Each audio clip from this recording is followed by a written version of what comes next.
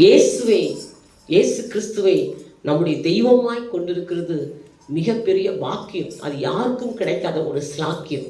அல்லேலூயா. அவ்வளவு சீக்கிரமா சர்ச்சுக்கு வாங்க வாங்க வாங்கன்னா வரமாட்டாங்க. பிசாசு அவங்க இருதயத்தை மிகவும் கடினப்படுத்துவான். அல்லேலூயா.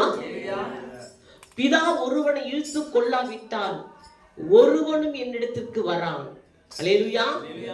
பிதா ஒருவனை இழுத்து கொண்டாதான் கர்த்தருடைய ஆலயத்துக்கு வர முடியும். தெருக்களிலே வீதிகளில் எவ்வளவோ பிரச்சனை, எவ்வளவோ வியாதி, எவ்வளவோ வறுமை, பிசாசு தாக்கிக்கிட்டு இருக்கிறான். ஆனா நம்ம கடவுளுடைய அன்பு சொல்லும் போது உதாசனைப்படுத்துவார்கள். அல்லேலூயா. கேட்க மாட்டார்கள், செவி கொடுக்க மாட்டார்கள், மறுப்பு தெரிவிப்பார்கள். அல்லேலூயா. ஆனா நாம் எளிதாய் தேவனுடைய ஆலயத்துல வந்து நம் கர்த்தரை ஆராதிக்கிறோம் என்று சொன்னால் மிகப்பெரிய பாக்கியம்.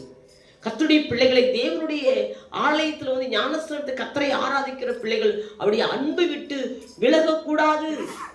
அல்லேலூயா.